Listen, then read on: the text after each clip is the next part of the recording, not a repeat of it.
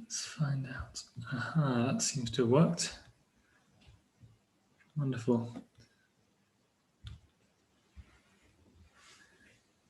Here we go.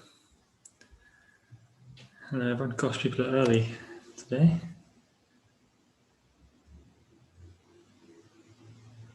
How exciting. Welcome all. I'm just getting my notes together somewhat. And this one should be an interesting one, as I'm just going to spotlight my own chat here.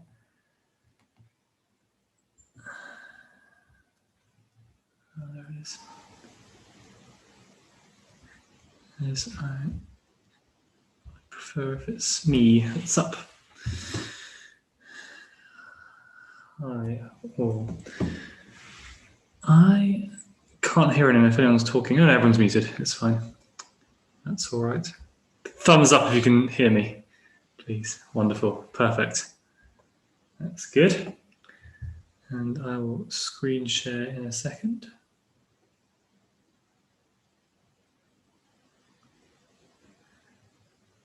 And that should work.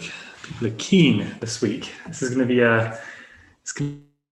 revolution is possibly one of the most complex things that's ever happened. And we're going to try and talk about it in half an hour. I'm going to try and get in some of my own themes as well. But that's fine. It'll work. I'm going to have to hand wave a lot of ridiculously complicated things that go on because it took years as well.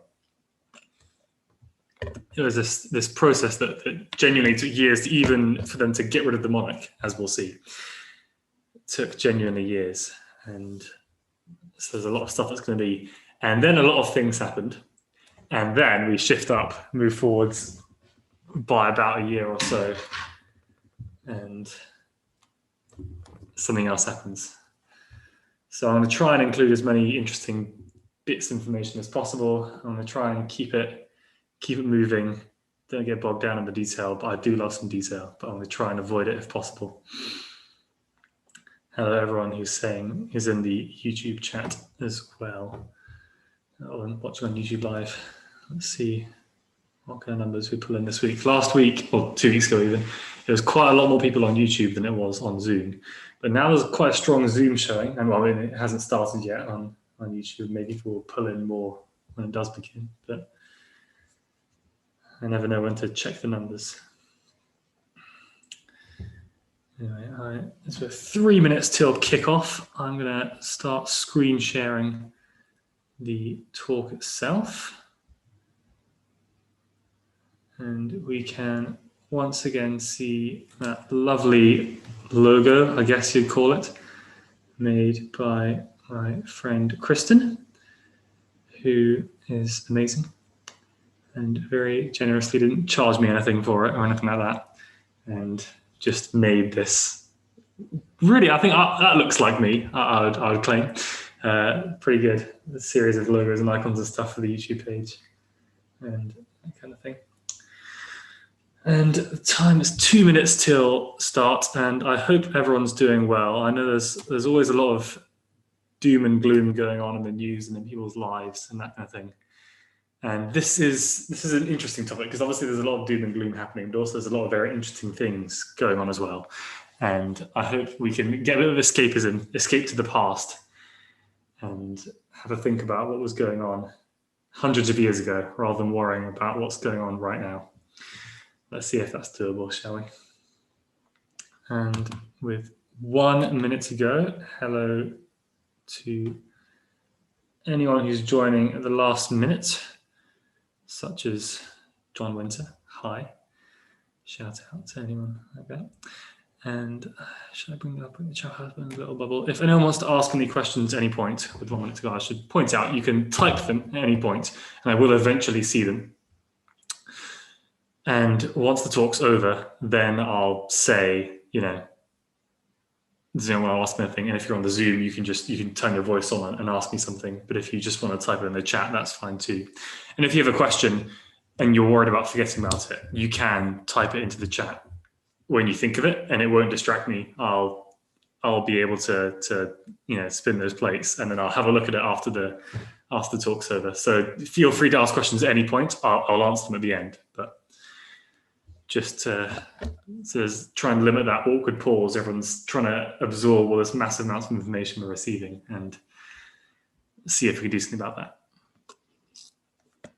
Okay, the time is now 6:30, and so we'll kick off with the French Revolution and try and answer this question. I always like to ask a question. The one we're going to try and answer is, how Roman was the French Revolution? Because in a sense, this is a story about a civilization, a society that transitioned from being a kingdom to a republic, to one dominated by its consuls, to an empire. And that is true of both Rome and France. For Rome, it took several hundreds of years. For France, it took several years. But that's still a narrative that you can draw. There are many different frameworks through which you can understand the French Revolution. And it's one of the most argued about things in history and in historiography. There is no consensus about what the causes of the French Revolution were, what the consequences of the French Revolution were, or even what happened during the French Revolution. There's so much chaos going on that it's very hard to talk about it in any kind of meaningful, concise way, but I'm going to try anyway. For example, the Marxist historians who have talked about it a lot, they kind of argue that it was this feudal political system catching up with the modern capitalist economic system that was already in place in France. So you had the merchant classes being all rich and powerful, and you had trade going on, and you had urban workers, but the political system was still that of counts and viscounts and dukes and stuff. And the revolution was just that catching up. But it's really neat, and it's nice, and it feels satisfying. And in the big picture, yeah, that's kind of what happened, isn't it? But when you drill down into the detail, there are a lot of nobles, so the aristocracy, who wanted to reform and modernize. For example, the Marquis de Lafayette springs to mind. And also there are a lot of rich merchants who kind of wanted to keep the conservative political system in place because they're just bought into it. And so there's a lot of examples of people acting against their own interests from the Marxist framework. And so while you can argue that, yeah, from the big picture, it makes sense, there's so many exceptions to that rule that it kind of falls apart. That's just one example. So it's complicated, but we're going to try and do what we can to talk about it in some kind of meaningful way. And today we're going to talk about, why did the French Revolution happen? How did the French Revolution happen? Why did it stop happening? And then as a kind of, there's so much context, it'll almost be an appendix at the end of, oh yeah, by the way, was it Roman? Does it fit into this Romantic Europe, Germanic Europe framework that I've invented? So let's see. And before we can talk about the revolution, we need to talk about pre-revolutionary France and the Ancien Régime. I apologize to the entire nation of France for what I'm sure is an absolutely terrible pronunciation of all French words. I'm going to give it my best go. We'll see what happens. In France, before the revolution, there were the three estates. The third estate was, so the best way to think about it is those that fight, those that pray, those that work. So those that pray are the first estate. They're the clergy, all the priests, bishops, archbishops, monks, abbots, all those kind of people, nuns, whatever. The second estate is the nobility. So they're all the dukes, the counts, the lords, that kind of group. And the third estate is everyone else, the commoners. That can include the middle class merchants and other people. So to break it down a little bit more, the commoners, the population of France in this period is, in 1789, which is when we're starting, is about 26 million people, which is big for Europe, big in general, maybe 3 times bigger than the population of, the population of Britain, England at the time. This is a very, very big nation. Paris is probably the preeminent city in Europe at this time. And that means that the commoners are 98% of the population of France at this time. And they can be split kind of in the rural parts into 3 sections. There's the poorest of the poor, who are landless. They are often migrant workers, seasonal workers, beggars, bandits. They are the ones who have almost no possessions at all. Then moving up a little bit, there's the people who own small amounts of land, and they can kind of just about farm enough to eat and live when the harvest doesn't fail, which it does, as we discussed in the medieval talk, you may remember from months ago. About a quarter of the time, the harvest doesn't do well. And then finally, there's the richest of the common people, who are kind of independent farmers, and they can sell the excess of their land, of the excess food from which they farm. And then in the urban areas, which are few and far between, there are very few cities that have more than 5,000 people. Paris is very big, but it's almost unique. And then you have kind of two groups, the unskilled workers and the skilled workers, who themselves are working within the framework of guilds, either as apprentices or as journeymen, and then as craftsmen and master people as well. So basically, there are urban workers, there are rural workers. Then there are the nobility, and these make up about 120 to 400,000 people. And they directly own about a quarter to a third of all the land in France. But they have feudal rights and indirectly own most of the rest of the land. And they have controlling interests in most industries taking place in France. And they are split in half as well. This is going to be horrifyingly complicated. I'm sorry. Just let's try and keep it moving. Between the old nobility and the new nobility. So the nobility of the sword are the old ones, and the nobility of the robe are the new ones. And the nobility of the sword have been noble for about 4 generations, and they are the Ancien Regime counts who can trace their lineage back hundreds and hundreds of years, while the new nobility are the bourgeois merchant classes who have recently gained a lot of wealth by taking part in trade, who have then bought what's the word for it? Venal office. So there are some positions that if you gain this office, you then become a noble, and they've recently bought into it. So they're the nobility of the robe. And there are about 70,000 venal offices, and they come with a lot of benefits, but are bought and traded like stocks almost. And by 1789, there are about 1 billion livres, which is the currency of the time, tied up in these offices, which is an outrageously high sum of money. And some of these offices are actually you're running the country. But there are some, for example, the King's Secretary was an office, which were literally empty. When you buy this office, you don't do anything. You just are a noble when you buy it, if that makes sense. And buying the offices away for the monarchy to raise money without taxing people, because the rich merchants want to buy into the nobility and so will buy the office off the government. Okay. Then there's the first estate, which is the clergy, of which there are about 130,000, and they own about 10% of land in France. And Georges Lefebvre, who's a historian, argues that really the church is a microcosm of the state as a whole. So on the top part, you have what's basically the nobility of the church. So those are the bishops, the archbishops, the abbots, and they have had their positions bought into by the second sons of nobles. Basically, it's the noble families who buy into them, contrasted with the parish priests, which makes up almost all of the actual people who call themselves priests. And they're from the lower rungs of society, still literate. They're not the landless beggar class of French society. They can still read and write and have been bought their position, but they're much, much poorer than the Bishop of Nantes, for example, if that makes sense. So those are the 3 estates. And as you can see from this graph, in terms of population, it's almost all the commoners. In terms of land ownership, again, the middle classes, the fairly wealthy peasants, own a lot of the land directly, but indirectly, they are still controlled by the feudal elites. But then in terms of taxation, and this graph only shows the main tax, the taille, it's called, which is a tax on land.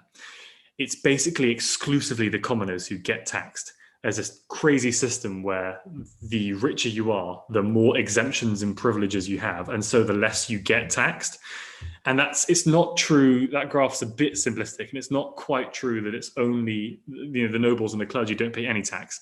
They do put money into the treasury through, for example, there's a tax which has a French name that I've got written down because it's difficult to pronounce, the vingtième, which means the 1/20th. So there's a temporary wealth tax that's enacted sometimes on the heads of nobles.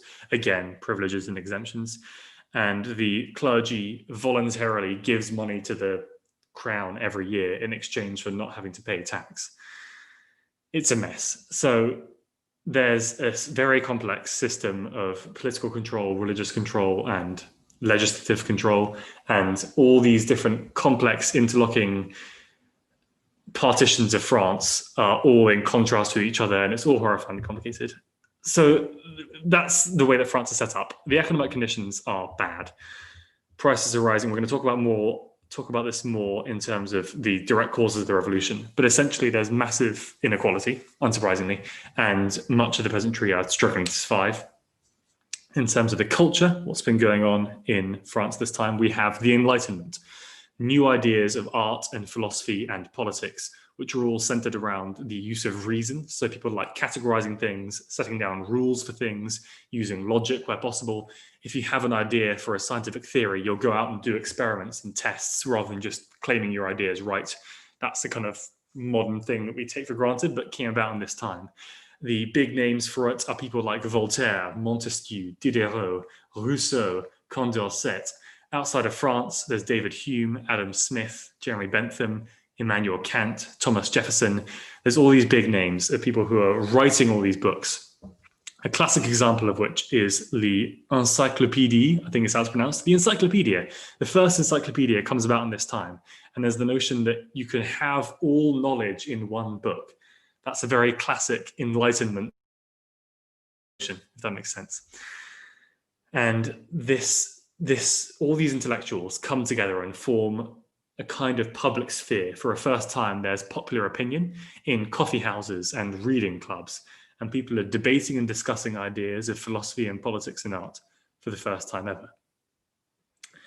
And then in terms of political conditions, you have what's kind of called an absolute monarchy. And I'll give you a very brief history of the monarchy up to this point. Starting from 1580, you may remember what was going on at that point. It was the religious Reformation, Protestant Reformation was going on and tearing Europe apart, and France was no different. You had this civil war called the War of the Three Henrys, where there are three people called Henry trying to be king. Wow, you could never have guessed. And Henry of Navarre, who was a Protestant, won the civil war and then converted to Catholicism so that he could take over France, because France was so Catholic, they wouldn't let a Protestant be king. As he famously said, Paris is worth a mass. It's quite cool. And he enacted the Edict of Nantes, which says that anyone can be whatever religion you want, but the Catholics are basically in charge.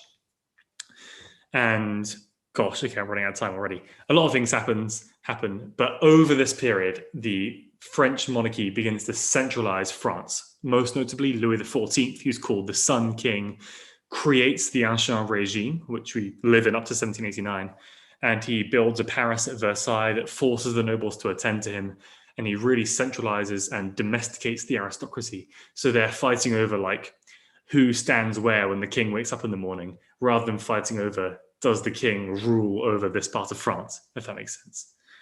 And the French aristocracy also, so the French monarchy up to this point is spending money like water and starts accruing massive amounts of debt. Makes France really big and powerful, very culturally influential. It's around this period when everyone's speaking French and adopts French fashion and adopts French artistic taste. French is the language of the nobility and the language of diplomacy, for example. But the absolute monarchy, which is held back by all these different noble privileges and exemptions and entrenched interests. So it's not as simple as saying the monarchy is absolute, but is still nevertheless kind of the most powerful figure in the country and still has all legislative power. So they still all make all the laws. So that was a rush, and I'm sorry, but there's just so much to cover, and I've nearly used half the talk just on this second slide. So we're going to start blitzing through things here. Why did the French Revolution happen? So there are two main things that start happening here. First off, there's a massive financial crisis. Louis XV gets involved in the 7 Years' War against Britain and loses, basically, spends loads of money. And then Louis XVI, who is in charge now, gets involved in the American Revolution and fights against the British, wins, still spends huge amounts of money. the American Revolution, it's my controversial take, was basically just a war between France and Britain that France won. The Americans didn't have that much to do with it in some respects, you could argue, and I do argue that. And there's this massive financial crisis essentially going on. There's the monarchy is in charge of spending money, but not in charge of gaining it, which means that they aren't levying the taxes, and no one is, that are needed to fund the French government. And the food prices have risen from 1770 to 1790, have risen 65%, while wages have only risen by 22%. People are hard up for cash. And in fact, it's estimated that the average French person is spending 85% of their income on bread. Not even other kinds of food, just bread. So there's a massive financial crisis there. And the harvest fails badly in 1789, and there's starvation tearing through the country. In terms of politics, there's a political crisis because there's a general hatred of the nobility because the nobility is so rich but generally exempt from taxation. Also, the French king is married to Marie Antoinette, who is an Austrian archduchess. Now, the French absolutely despise Austrians at this time, and so they really, really hate her because she's Austrian. People call her a spy, and she's, I think, actually misquoted as saying, oh, they can't afford bread, well, just can't they eat cake instead? As a sign of she's so out of touch that she's saying, can't we just buy cake? When actually it's that they can't afford anything. People basically hate her as well. And in order to start raising some amount of money to deal with the financial crisis, the French king, Louis XVI, calls the Estat Général on the 5th of May, 1789, which immediately starts a massive political crisis. And the Estat Général is like a kind of parliament, but it hasn't been called since 1614. And it has the power to start pushing through some reforms of the insanely complicated system and just simplifying the taxation, legislation, religious and political systems in France, as well as start raising money to deal with the massive financial crisis. The Estat Général, the general estate, is split into three parts of the first, second, and third estate. And that's kind of crazy because they all sit separately, which means that the first and second estate can outvote the third by saying, oh, we agree on one thing, and that's 2-1, even though the third estate represents 98% of the population of France. Kind of ridiculous. And this causes a political crisis where the third estate kind of argues that it should be the only one to represent France because it represents 98% of the population. There's a guy called the Abbé Sieyès, I think is how you pronounce his name, who writes a pamphlet called Qu'est-ce que c'est le tiers état? What is the third estate? And there's a quote from it where it says, what is the third estate? Everything. What has it been? Nothing. What does it want to be? Something. So the Estates General are called, and they decide to start making a new constitution for France, modeled partially on the American Constitution that will deal with all these problems facing France. The third estate, led by the Abbé Sieyès, forms its own body called the National Assembly. Starts out just saying, look, we're the third estate, we're going to take control of the country. If you want to join, you can. So most of the clergy, who were, as I said before, these kind of poorer parish priests, they come along and join. And some of the nobility, who are feeling all liberal and feeling all inclined to get involved, also join. And they take on the 20th of June the tennis court oath to not leave office until they've come up with a new constitution. And basically present this to the king as a fait accompli. So saying, look, we're doing this. You can deal with it or you can't deal with it. And this begins the end of the French monarchy, if that makes sense. So the king is in this massive financial crisis, calls the Estates General, who immediately start radicalizing and start taking control. Then there is this general collapse in France. There are riots over food in the provinces, and there is an agrarian insurrection called La Grande Peur, where various people in the areas outside of Paris and outside of the lands immediately surrounding Paris begin just almost breaking free from France and starting their own mini political authorities within the borders of France. And the nobility begins to flee France en masse. The émigrés, they're called. A lot of the noble class just leaves the country because they're scared about what's going on. A lot of crazy stuff's happening. And what does happen? So first off, France moves from an absolute monarchy to a constitutional monarchy. On the 14th of July in 1789, the French, the Parisians, and the parts of the army storm the Bastille, which is this French castle that is one of those things where it's been seen as a symbol of a lot more than it actually deserved to have been, if that makes sense. There were only 7 prisoners inside this castle, so they weren't really liberating the masses of people who had been put in chains by the monarchy. But it was viewed at the time, and it is still kind of viewed now, as the big symbol of the French overthrowing the ancient regime. And so French soldiers storm the Bastille, which is this castle that's seen as a symbol of the old nobility, and a lot of the people in France, in Paris, seize guns and ammunition.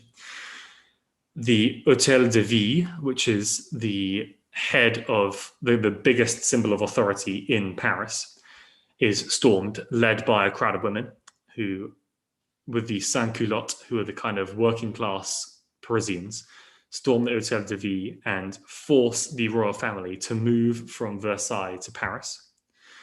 While this is going on, the French churches collapses. The National Assembly, who is the third estate with some other people who have kind of taken control, confiscate all the property of the clergy.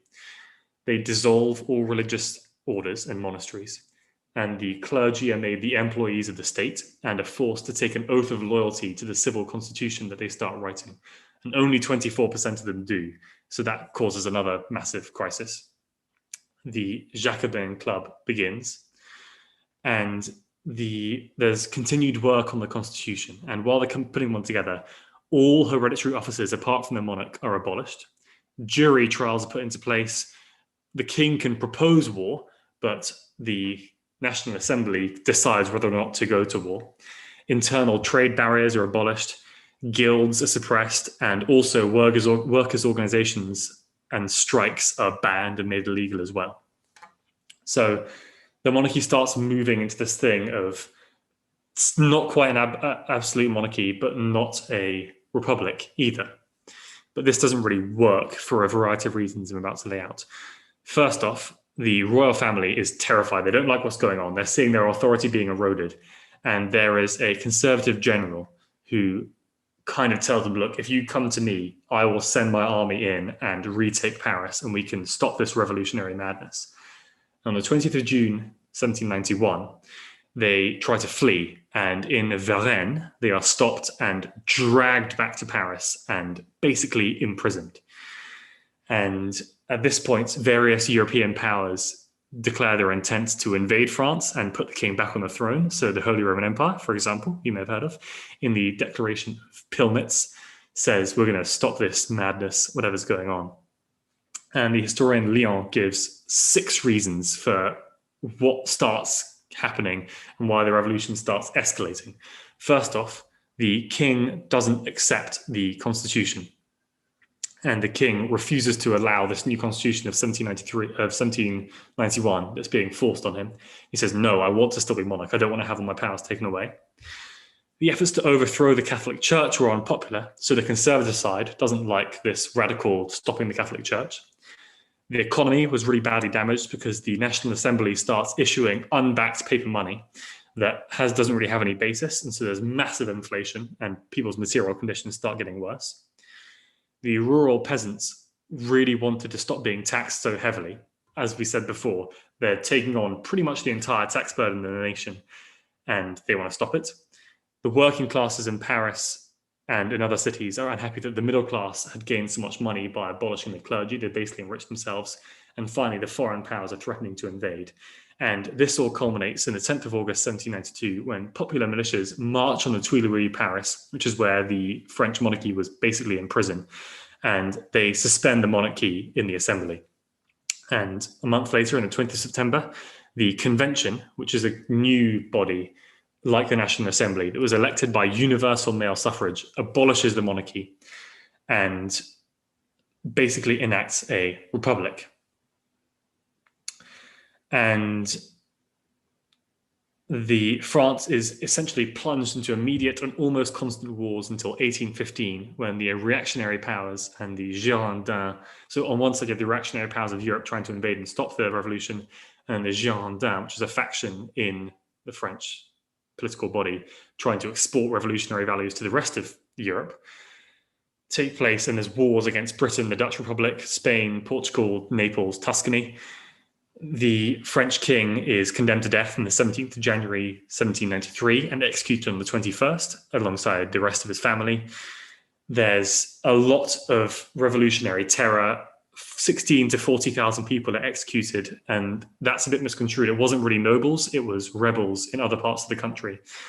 And there's this rapid seesawing back and forth of radicalization and political sides fighting each other, and I'm looking at the time and oh my God. And so there's the various sides spring up. The Girondins, the Montagnards, the Jacobins are all fighting each other, and thousands of people are dying while this is going on, and the economy is in shatters and the country is falling apart.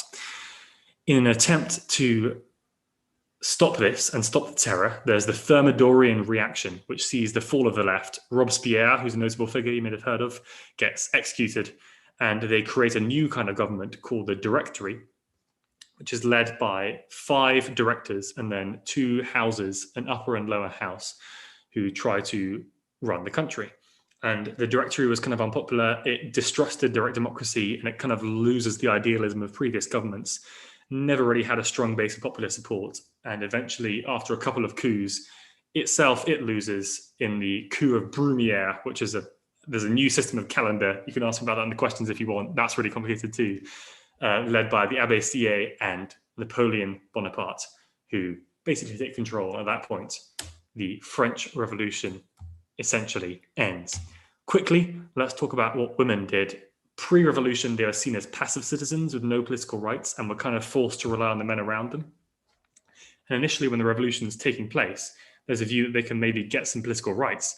And there's a notion of feminism basically emerges here. Women are demanding equality in Paris through pamphlets and women's clubs. But in October 1793, the National Assembly basically votes to just ban women's clubs, and the organizations are crushed, unfortunately. Devance, the historian, argues that this is because there's an emphasis on masculinity due to all the wars going on. The men don't want to share power, and I don't know if I agree with this completely, but Marie Antoinette essentially gives women a bad reputation in politics because she's so hated. People don't want women taking part in politics. Despite this, women basically force themselves onto the political scene. There are notable figures such as de Corday d'Armont, who there's this famous painting of, Marat, who was a leader of the Jacobins. She's a Girondin and she kills him. So that's a political act, all right. There's Pauline Léon and the Society of Revolutionary Women, who take part in riots and support the Jacobins on the other side of this. They march on Versailles, and they're the ones who trigger the end of the monarchy. There's other people who I can't mention now, but they agitate for full citizenship. They write novels and pamphlets and political tracts and basically take a lot of part in the French Revolution. So to ask how it ended, as I said, there were various coups, from the 18th of Fructidor in the year 5 and the 18th of Brumiere in the year 8. But they were basically in 1802 and a few years before that, there were coups to try and stop the changes taking place in the Directory. Until eventually, this very popular general, Napoleon Bonaparte, takes power as first consul in the 18th of Brumiere, year 8.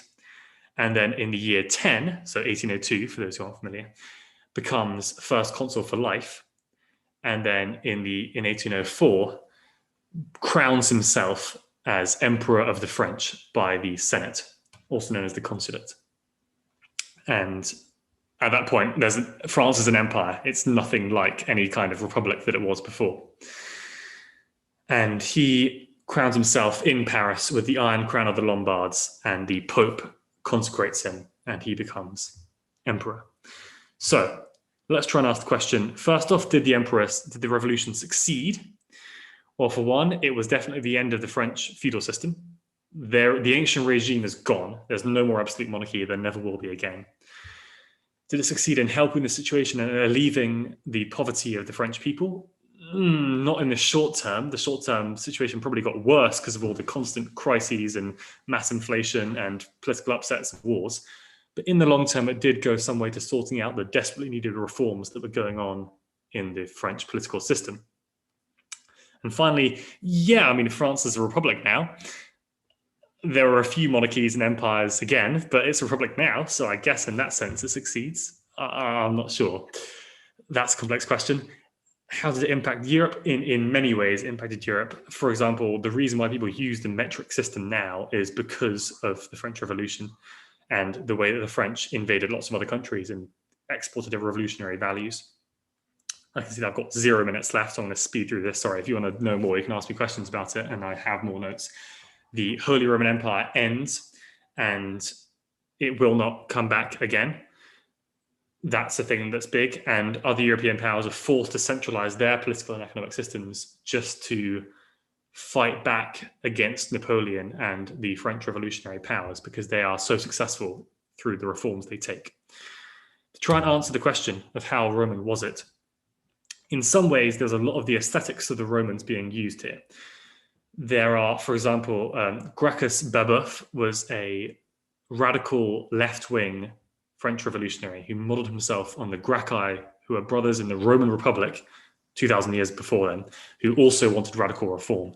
And the fasces, which were a symbol you can see here, is an unofficial kind of symbol of the French Republic. That was a symbol of the Roman Republic as well. And the same goes for the cap that you see, for example, she's wearing in that painting there. That's a symbol that was also worn in the Roman Republic. Beatrice de Villa and Benjamin Early have argued that there's a lot of depictions of the Roman Senate as an important example of successful republicanism, and they talk about it a lot there. And then finally, to quote Napoleon Bonaparte, "I am a true Roman emperor. I am of the best race of Caesars, those who are founders." So the French Empire was in many ways modeled on the Roman Empire and tried to be like it. So they were consciously trying to behave like the Romans had done. So to conclude, because that was kind of a mess, the French Revolution was very messy, and there's no theory that really neatly brings it together. And a lot of things happened, but France essentially transitioned from first a kingdom, then to an assembly, then to a consulate, then to a directory, then back to a consulate, and then finally to an empire. Very messy situation. And to answer the question of how Roman was the French Revolution, not very, in terms of they didn't do a lot of things that the Romans did, and the Romans were a republic for 200 years before they were an empire and after they were a kingdom.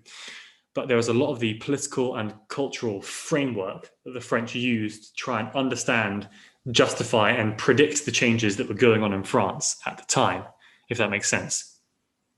And so a lot of the aesthetics and a lot of the culture and a lot of the way that people talked about themselves was based on the ideals of the Roman Empire. So I can see that you may have lots of questions. And if the question is, you skipped over that bit, can I hear more about it? That's fine. Please go ahead and ask that, because I had to blitz through some bits there. I have a question, which is, did Napoleon appoint a successor? So Napoleon made himself emperor and had this weird system of partially like revolutionary values and then partially imperial values, if that makes sense. So he kind of wanted the three French ideals were liberté, égalité, fraternité, so freedom, equality, and brotherhood. And he still tried to make that a thing in the places that he conquered, but there wasn't very much égalité because he was still emperor and in charge of everyone else. And he fought a whole series of wars from 1802 till 1815 against basically everyone in Europe. You know how last time we were talking about how a month ago, we were talking about how the 30 Years' War can kind of be regarded as a sort of world war. This can also be regarded as a sort of world war. There were wars in Europe and in Africa and in Asia and in America in some parts. And eventually, after I think it was 7 coalitions formed against Napoleon, he did lose after France was invaded from several sides, and he was forced to abdicate. And then he briefly had a resurgence in 1815, and then was defeated in the Battle of Waterloo. And then France became a kingdom again, a monarchy, under some new Bourbon, the Orleans kings. And then the story continues. There were 3 more revolutions after that. It was horrifyingly complicated. Eventually, France is a republic. Yes, that makes sense. Another question. Are the fasces where fascism comes from? Yes, they are. The fasces, so this is more of a Roman thing than a French thing, if that makes sense. So there were, in the Roman Republic, there were 2 consuls, and those are the people who are kind of in charge of the Republic. And this is confusing because if there are 2 people, say you're fighting a war, you need to decide, okay, one person's in charge of, at some point, and the other person's in charge at the other point. And there is a bundle of sticks around an axe that is called the fasces, and they symbolize the strength of the unity of the Roman people. And you are in charge on the one consul will be in charge for 20 days, and they would hold fasces, and then they would give the power over to the other consul who would be in charge for the other 20 days, and they would hold fasces. And that social notion of having power, that's when you have fascism, if that makes sense. So that's more of a Roman thing than a French thing, but that's where that comes from, yes. How much did Enlightenment ideas and political discussion have to do with setting the stage for revolution? So in some respects, a lot. So in terms of the cultural framework, yes, it had a lot to do with setting the stage because people were reevaluating the way that they think about the politics and philosophy and society. And this is going to be a really, really brief answer because that's such a good question. That's one of the ones where that can have its own talk, I'm afraid. So I'm going to try and answer it very quickly. My view on cultural history compared to economic and Marxist history is basically a lot of the thinking behind it and the pamphlets and tracts that people were writing. So Vindication of the Rights of Man and the Tract for the Universal Rights of Mankind, all that kind of stuff, that comes from the Enlightenment. But on the other hand, in terms of the reason why people were out in the streets demanding change, that feels to me more to do with the fact that they were starving to death and they couldn't afford bread. And that seems more to do with it from that side. So in terms of the cultural and intellectual stage setting for the revolution, yes, I would agree that's more Enlightenment. But in terms of the material conditions that led to it, I would argue it's material conditions rather than intellect. I have some questions coming in on YouTube. I have, in true academic talk form, a statement vaguely disguised as a question, but I also have a question, so I hope that's okay. My comment is that the interesting difference between the Roman Republic's shift into an empire is that it's done by aristocrats, whereas here there's a definite popular movement for radical change. But in Rome, you have the downfall of the Republic due to the fear of the implementation of a monarchy, which is then done by aristocrats trying to keep the status quo. Yes, I kind of agree that's true, but also I disagree because obviously in the Roman Republic, there weren't really aristocrats in the way that they were in France. You didn't have dukes or lords, you didn't have the feudal system. And yet in France, there were nobles who took part in the revolution, again, such as the Marquis de Lafayette. And so it's not as simple as saying that it was a popular movement for radical change. It's not as easy, you can't easily say that was what caused the French Revolution because there are so many conflicting and different causes about it.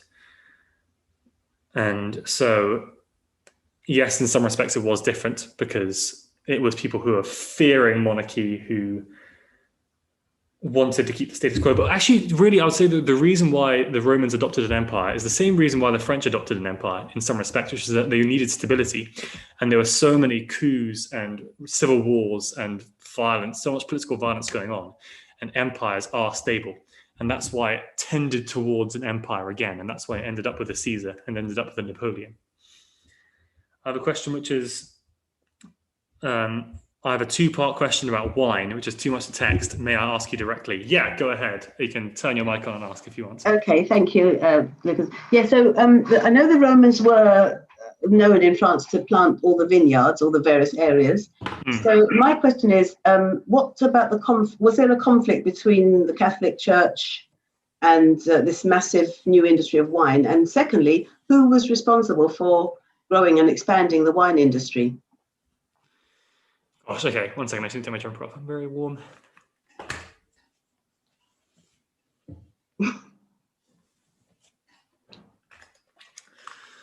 So there was definitely a conflict with the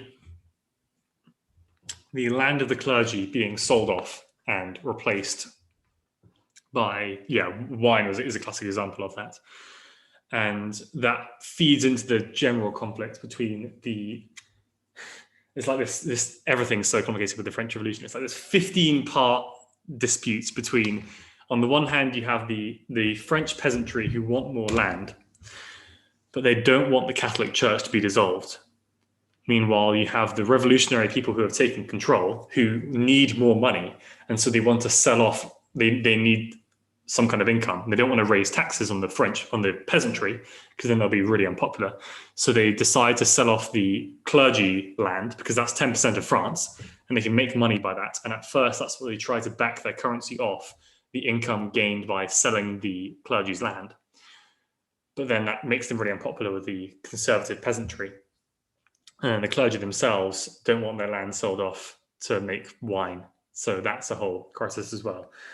So that's, if that makes sense, that it did cause a massive crisis, and it fed into the crisis as a whole. What was the second part? Sorry, I've forgotten.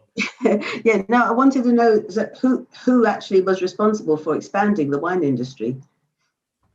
That is a very good question, and I do not know the answer to it. My instinct would be to say that it's not as easy as there was one person.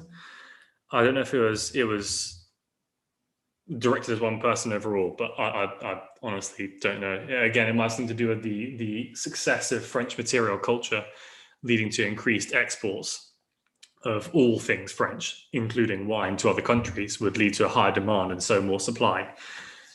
That's the long-term answer to the question, but I will do some research and get back to you on that. I have a question, which is, what do you think about the Duc d'Orléans, and do you think he genuinely believed in the revolution? So this is one of the liberal nobles who who was at first in favor of a constitutional monarchy, and then was later, I want to say that he was executed for being a noble, but that might be wrong. I'm not sure. My take on that is, it's not as easy as saying someone believed in the revolution, because there are so many different factions and so many different people who had different ideals for what their revolution would look like, if that makes sense. Even within, if you look at any faction, there were splits within it of people who wanted different things out of the revolution. And so the liberal nobles, they did want something to change. He was executed. Thank you, Alex. He eventually died from it going really radical and killing him. So I do believe that the liberal nobles wanted change in the French society, and they disdained. A lot of these liberal nobles gave up their titles and called themselves, Citizen Capet, Citizen Louis, to show how egalitarian they had become. But so many people, almost every leader in the French Revolution died of it, if that makes sense.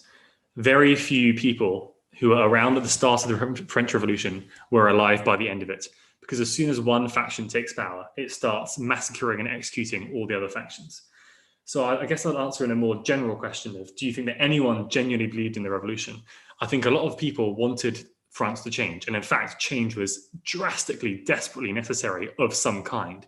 Not necessarily a revolution, but some kind of reform was almost inevitable, because there was so much inequality, because so many of the systems were so antiquated and in need of reform. But this rapid, drastic, crazy seesawing back and forth between radicals and liberals and reformists and socialists and Jacobins and Girondins and Montagnards and royalists and republicanists and means that people had rarely got what they wanted from the revolution. And in fact, almost no one at the start, or even 2 years before Napoleon takes control, would have said that what they wanted was an emperor becoming in charge of France. Emperor of the French, should I say. So that is how I'd answer that question in general. If that makes any sense at all. Are there any other questions? I understand this is so complicated, and I while I was preparing this talk, I kind of regretted doing it because I don't think it's possible really to squeeze it down into half an hour, and I failed. I went 3 minutes over. I promise to do something more chill next time. And in fact, I'll tell you a little bit. If someone else comes up with another question, then I can I'll answer it. But I'll just advertise the next talk because it is quarter past, which is usually how long the discussion goes on for. The next time we'll be talking about the creation of Italy, which is very fun. In the 1860s, Garibaldi and basically the rising tide of nationalism in Europe and all these new countries becoming things. And it feeds into the French Revolution and the history of the rest of Europe and the world after the French Revolution is in many ways defined by the French Revolution. So I feel like it was necessary to talk about it at some point because it's so important for the way that people think about nations and culture and society in all the time after it is really important from the French Revolution. So I guess it was important, even though it's too complicated. Maybe I should have split it into 3 different talks or something. If there are no other questions, however, then I would like to say thank you everyone very much for coming along. This is probably one of the best attended ones we've had in a while. I'm counting like 20 people across YouTube and Zoom. So thank you everyone very much for coming. It will be a bit more simple and easy next time, I promise. We'll do some more basic stuff. We'll go back to basics slightly. I felt the need to do something a bit more complicated and crazy because, it's fun. But thank you everyone very much for coming along. And I'll see you in 2 weeks at the latest. Thanks, everyone. Thank you, Lucas.